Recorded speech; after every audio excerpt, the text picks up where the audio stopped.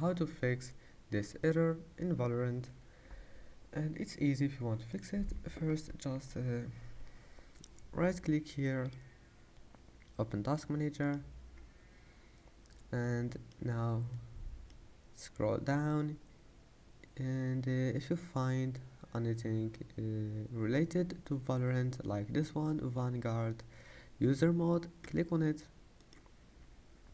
and click end task. And also if you find here Valorant, just click end task, and that's it. Make sure there is nothing related to Valorant, and then close this window, go to services, scroll down, right click on VGC properties, select here automatic, apply and OK.